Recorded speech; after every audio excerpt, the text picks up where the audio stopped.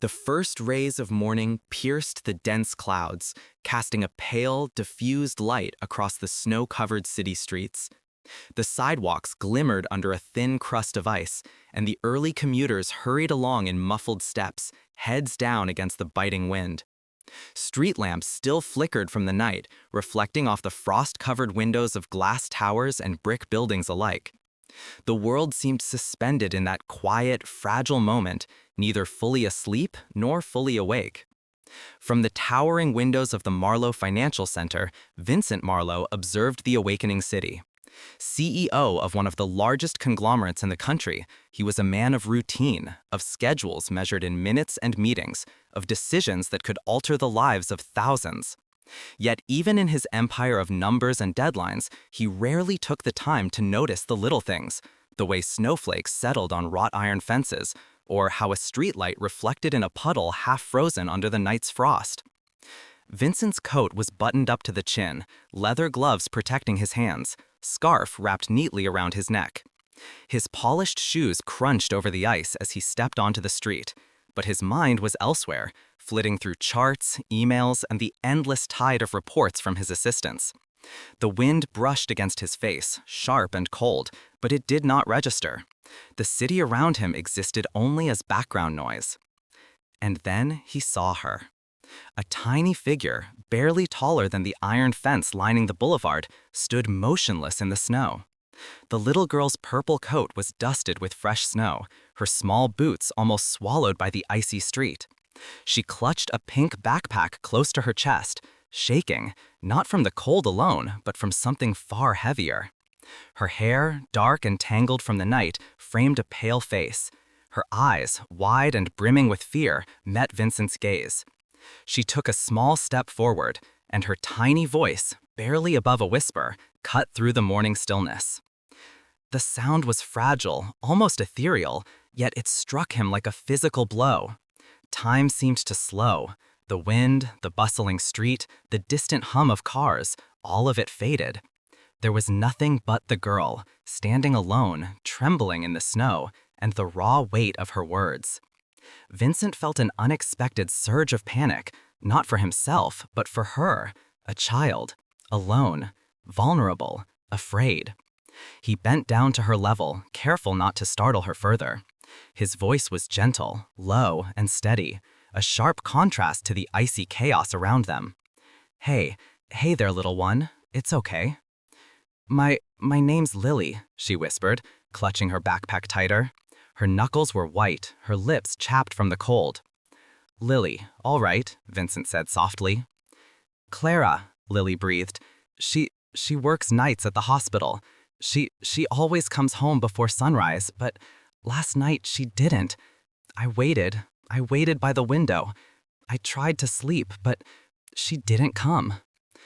And then it snowed so much, I didn't know where to go. Vincent's chest tightened. He had never experienced this exact fear, a child waiting in the night for someone who never returned, but he understood it all the same. The helplessness, the terror, the desperate hope that maybe, just maybe, someone would come. Memories from his own childhood, a long-buried pain, flickered to life. His mother had left him in a similar fashion on a cold winter night when he was 10. The memory had been locked away under years of ambition and achievement, but now it resurfaced, sharp as shattered glass. He extended his gloved hand. "Lily, let's go somewhere warm. We'll figure this out together." Her small hand trembled as she slipped it into his. The contrast was stark, his large, powerful hand holding her tiny, fragile one. The snow swirled around them, gusts of wind slicing through the empty street. Lily shivered, her teeth chattering, and Vincent could feel her fear pulse like a second heartbeat against his palm. Her eyes, wide and glistening with tears, met his. For a moment, the world seemed to hold its breath. Then, with a small nod, she allowed him to guide her toward the edge of the street. Vincent surveyed the city around them. The snow had erased footprints, blurred the edges of the roads, and muted the sounds of the waking world. Even the morning sun, pale and diffused through the clouds, seemed hesitant, as if it too were unsure how to illuminate such a delicate, fragile scene. He adjusted his scarf, bent slightly forward to shield Lily from the wind, and began walking. Each step was careful, measured, and deliberate. He knew the city well, yet today it felt unfamiliar, even dangerous, through the eyes of a child who had wandered its streets alone. As they walked, Lily's small voice broke the silence. "Sir, I don't think anyone will find her." Her words were trembling, laced with fear and sorrow beyond her years. Vincent felt a pang in his chest that no amount of corporate power could dull. He looked down at her tiny hands clinging to his coat, at the fear in her eyes, and made a decision. He would not let her face this alone. Not her, not any child who depended on the kindness of strangers. The streets grew narrower as they moved away from the polished towers of the financial district and toward older residential blocks. Snowdrifts clung to windowsills, and the cold wind whipped through alleyways lined with uneven cobblestones. Lily stepped carefully, her small boots crunching on the ice, occasionally catching and almost slipping. Vincent kept a hand at her back, guiding, steadying, ensuring that the fear in her eyes did not tip into despair. They passed shuttered coffee shops, silent bakeries, and darkened apartment entrances. Everything was still, almost too still. The usual noises of city life were swallowed by the blanket of snow. It made the journey feel endless, the urgency magnified by the silence. Every unanswered question pressed heavier on Vincent's chest. Where could Clara be? Had she been delayed? Hurt? Worse? Lily's whisper punctuated the heavy silence again.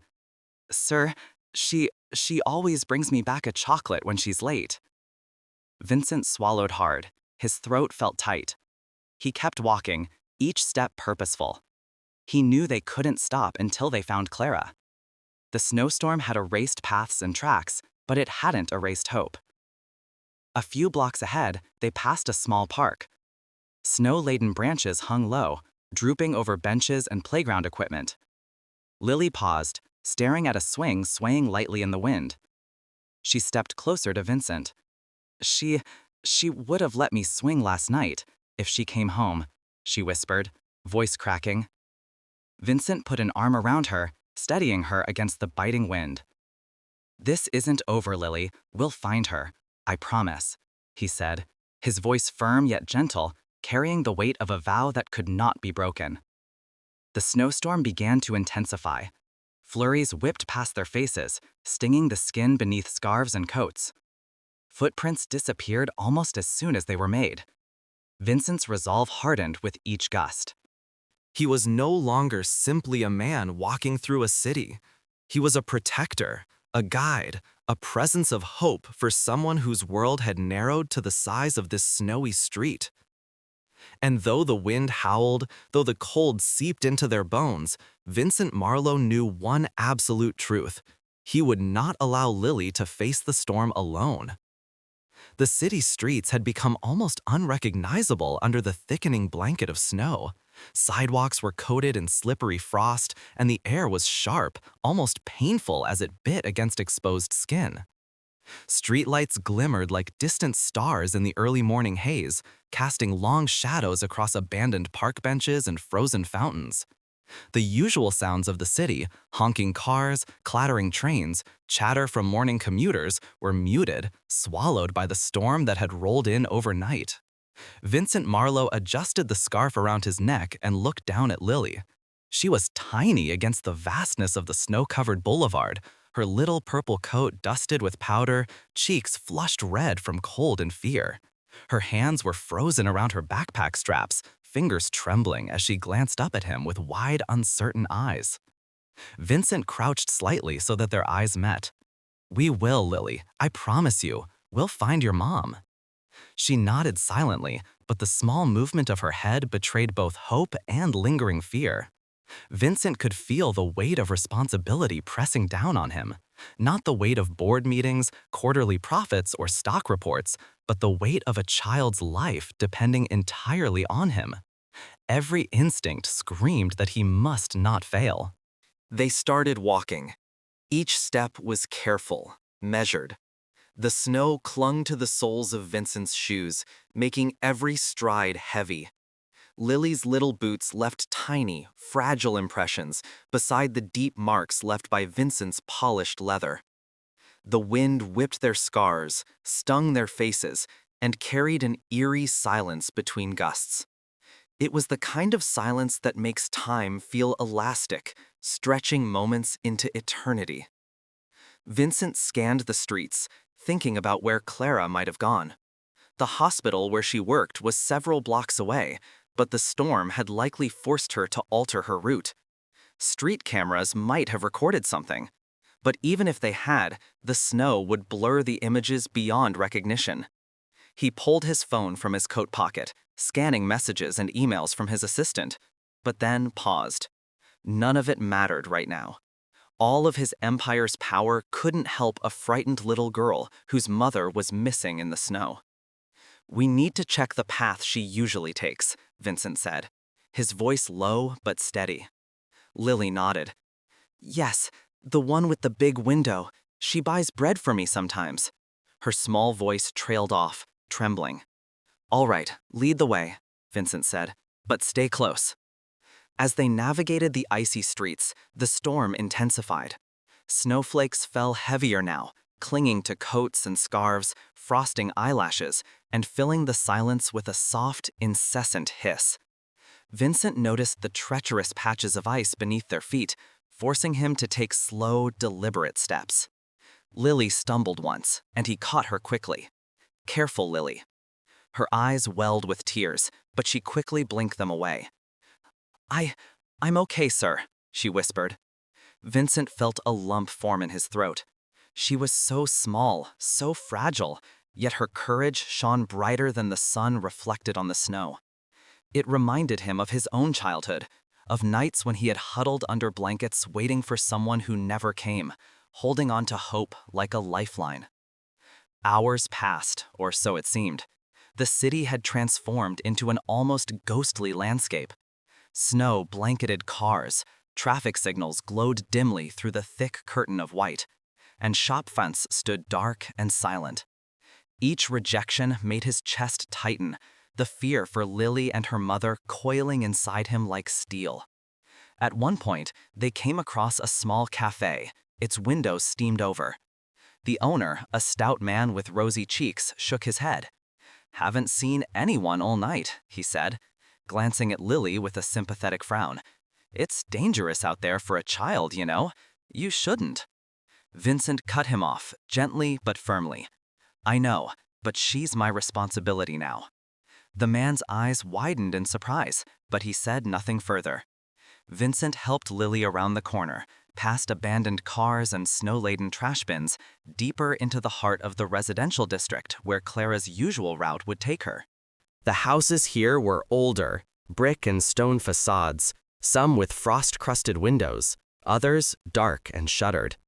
The storm had erased any footprints, leaving only their own tracks in the fresh snow, a fragile trail that could disappear at any moment. The wind bit sharper here, colder, forcing Vincent to pull his coat collar higher and tuck his scarf more snugly. Lily's little hands were freezing through the thin glove she wore. "Sir, my hands, they're so cold," she whispered. Vincent stopped for a moment and knelt. "Let me see," he said. He pulled her small hands into his own, rubbing them quickly to restore warmth. "We have to keep moving, Lily. We're close." Her eyes searched his face for reassurance. Vincent hesitated, swallowing. "I don't know yet, but we're going to find out." They trudged on, the streets narrowing into alleyways and side streets where the storm's fury was amplified. Snow whirled around them, gusts nearly toppling Lily. He wrapped an arm around her shoulder for support, careful not to restrict her movements, guiding her through the slippery streets. He could feel her small frame trembling against his own, her fear mixing with exhaustion. As they moved, Vincent spoke quietly, softly, to calm her. "Lily, you know, your mom loves you so much, and right now, she's probably worried about you too. She'll come back." Lily nodded, gripping his coat tightly. I hope so, sir." At that moment, Vincent realized that the snowstorm wasn't just a physical obstacle. It was a metaphor for life itself, unpredictable, dangerous, and isolating. But if he could push through, if he could navigate the frozen, treacherous streets, there was hope. There was light somewhere ahead. And Lily? She was counting on him. They passed a small playground, swings frozen in place, slides dusted with snow. Lily paused, staring at a swing swaying slightly in the wind. "Mom, she would have pushed me here," she whispered. Vincent didn't respond, simply offering a comforting hand on her back. Sometimes words were unnecessary. As the storm intensified, Vincent realized they needed more information. The hospital where Clara worked was a few streets away, but the snowfall had turned paths into near whiteout conditions. Snow accumulated rapidly, making the air thick and difficult to breathe. Visibility dropped, and the streets felt endless, labyrinthine. Each corner might hold a clue, or nothing at all. Suddenly, a distant sound reached them through the roar of the wind. A faint voice calling, someone shuffling through the snow. Vincent held up a hand to stop Lily. "Wait," he whispered. They strained their ears.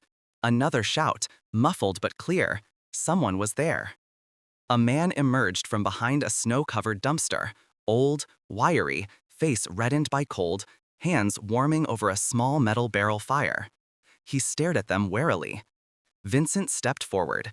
"Excuse me, sir. Have you seen a woman? Clara, she works at the hospital?" The old man squinted at the photo Vincent handed him. I think I saw her. Slipped near the community center, just past the train tracks. 2 young men helped her." Vincent's heart leapt, relief surged, but he quickly masked it, kneeling to Lily's level. "Lily, we have a clue. We know where to look." Her small nod was determined, her tiny lips pressed into a line of focus. Together, they moved forward, deeper into the storm, each step a careful dance through slush, ice, and snowdrifts. Vincent could feel Lily's trust in him, the fragile faith that a 6-year-old could place in a stranger.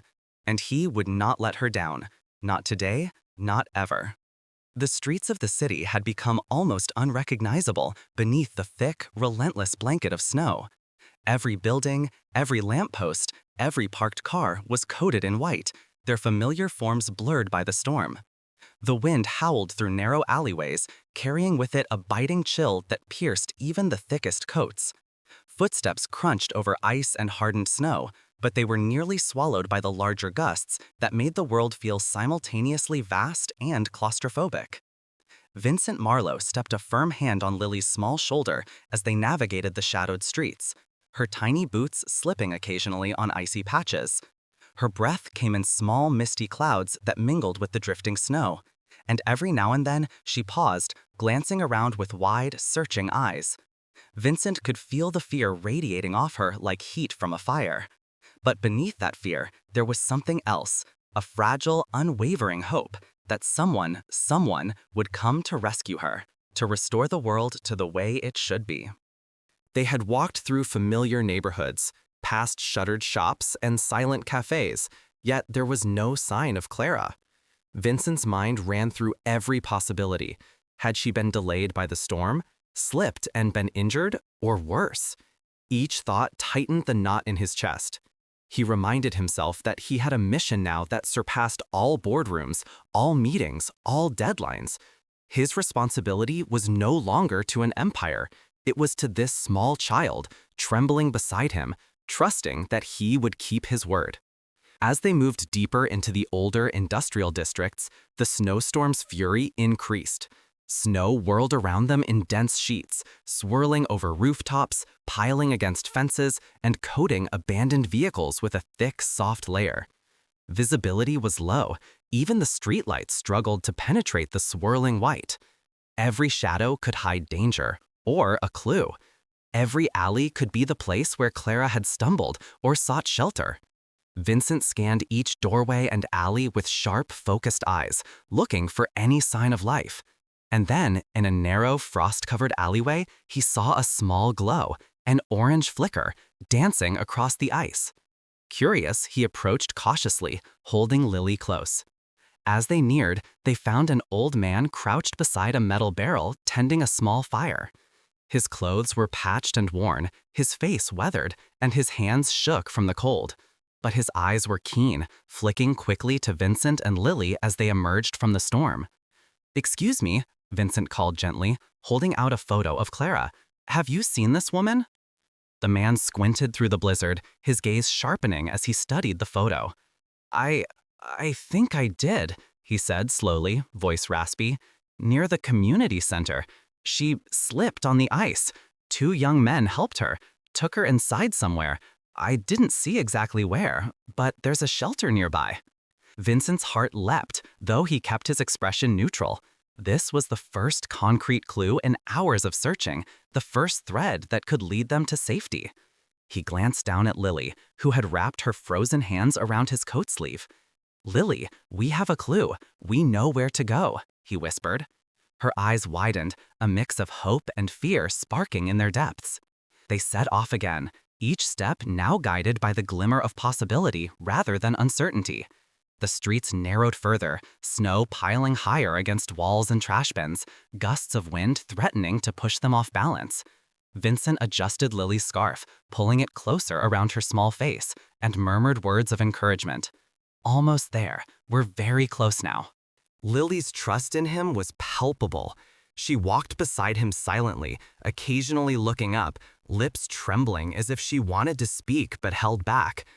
Vincent could sense her fear, and he wished he could lift it entirely, make the world safe for her in an instant, but all he could do was keep moving, step by step, toward the faint hope that Clara was still alive, still reachable. As they approached the shelter, the snowstorm intensified. Flurries swirled around them, carried by gusts of wind that cut through coats and scarves. Vincent pulled Lily close, shielding her as best he could. The old bricks of the community center came into view, dark and imposing against the white expanse, the faded paint on the wooden sign barely visible.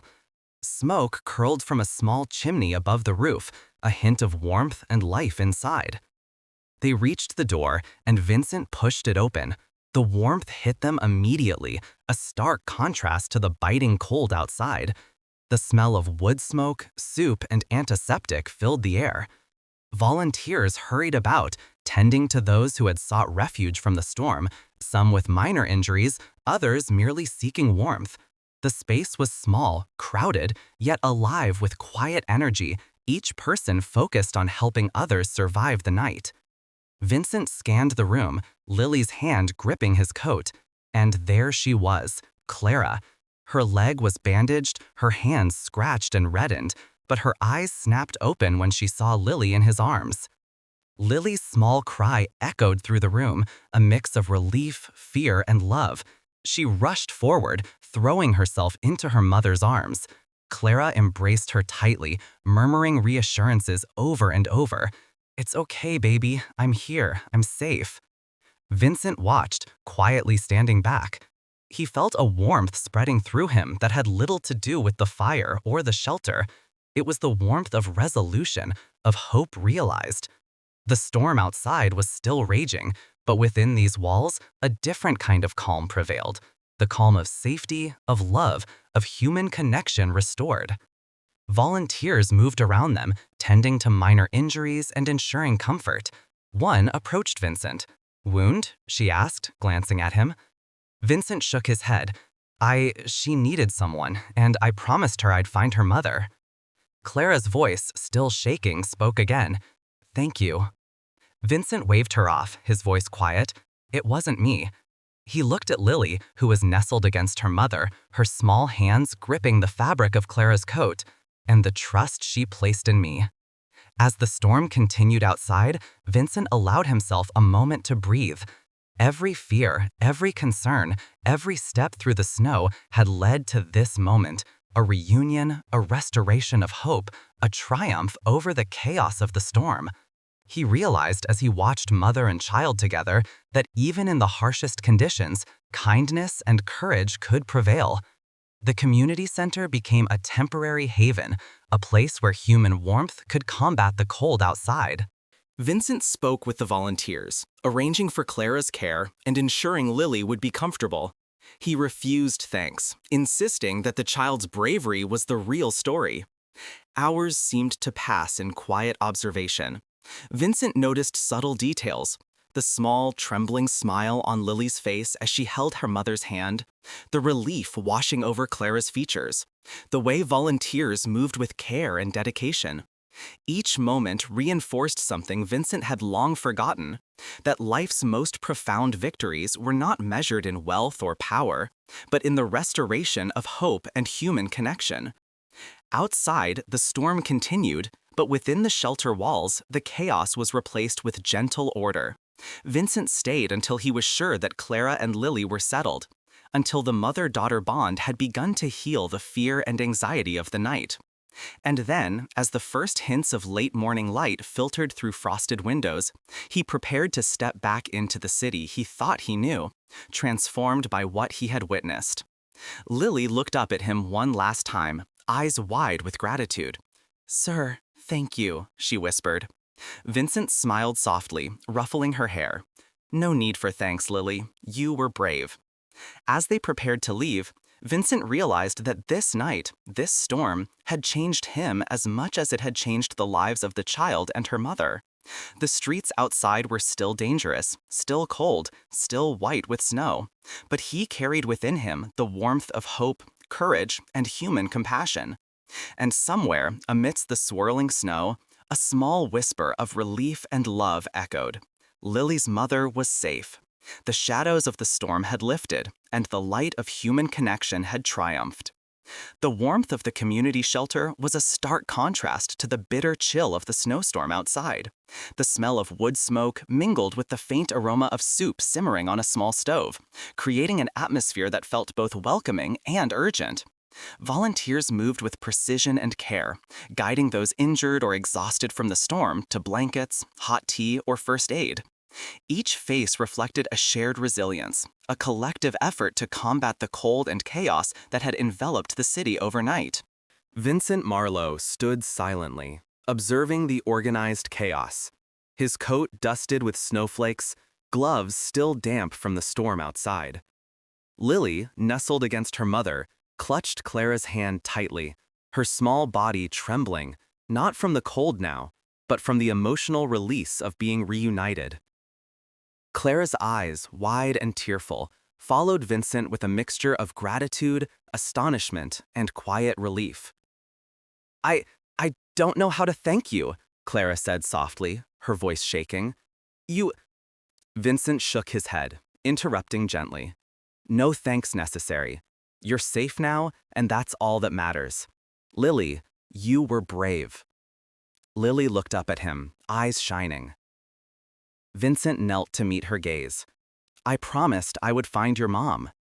His voice was firm, yet gentle. Bravery isn't just about facing danger alone. It's about having the courage to reach out and ask for help when you need it. You did that, Lily. The words seemed to resonate within her, a small smile breaking across her face. Clara pulled her daughter close, brushing snow-dusted hair from her cheeks. "My brave girl," she whispered. The volunteers, having observed the reunion, began to tidy the space, ensuring blankets were fluffed, hot drinks were replenished, and minor injuries were treated. One woman approached Vincent, her tone professional but kind. "Do you want us to call someone to help with medical care?" Vincent nodded. "Yes, absolutely. Arrange everything necessary, and cover any expenses." Clara's eyes widened. "No, I can pay." Vincent smiled faintly. "I insist. You and your daughter have been through enough already." He didn't say it aloud, but inside, he felt a deep resonance. In all his years building empires, acquiring wealth, and commanding power, nothing had moved him like this night. A child's fear, a mother's vulnerability, the silent struggle against a storm. These were the things that mattered. Vincent moved to the small cot where Clara had rested moments before. He surveyed the scene. Blankets folded neatly, the faint evidence of spilled tea drying, the smell of antiseptic mingling with warmth. Each detail, no matter how small, spoke to human resilience and the quiet acts of care that often go unnoticed. He knelt beside Lily, who was still clinging to her mother. "You know," he said softly, "sometimes the world can be very harsh, but it's the small acts, holding hands, keeping promises, showing up for someone, that make all the difference. Tonight, you showed that." Lily's small fingers reached for his hand again, a gesture of trust and newfound connection. Vincent could feel the fragility and power of human hope all at once. "Thank you, sir," she whispered. "No," he said firmly. As the storm continued outside, Vincent coordinated with volunteers to ensure Clara's care. Supplies were checked, blankets and hot water brought forward, and a nurse gently examined her ankle, wrapping it securely. Vincent covered the cost quietly, insisting that no bill be left unpaid. Clara protested initially, but he simply smiled, brushing off her objections. "Sometimes you receive help when you least expect it," he said. Vincent observed the interactions around him.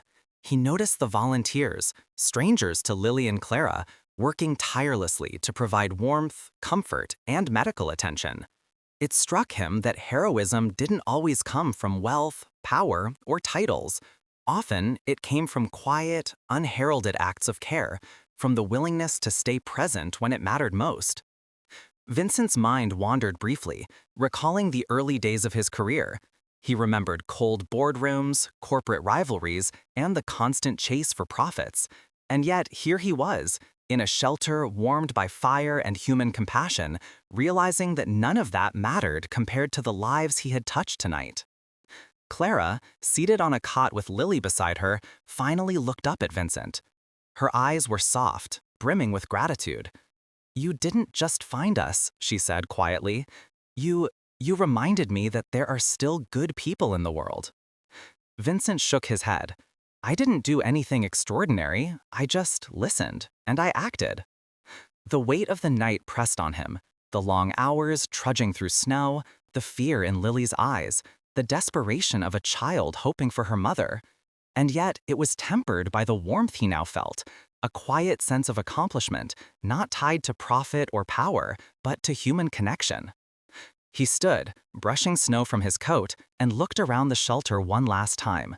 Lily and Clara were safe, volunteers were attending to others, and the storm, though still raging outside, had not defeated the human spirit. Vincent's gaze softened.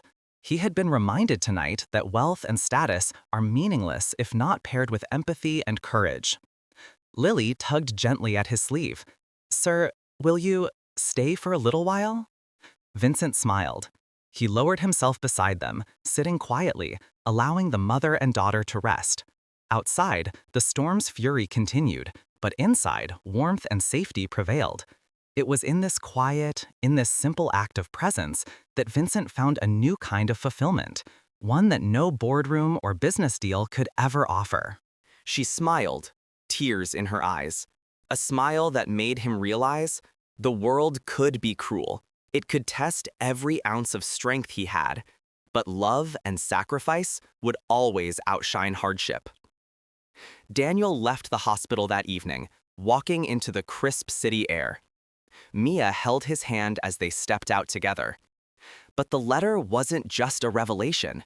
It was a challenge to build a life worthy of the woman who gave up everything. And as he looked at Mia, he realized she was now part of that journey. Little did they know, the next decision they would make together would test their hearts, their trust, and their very understanding of love. Because the sacrifices of the past always leave echoes in the present, and those echoes sometimes hit harder than life itself. The next moments would determine whether love, kindness, and courage could finally win.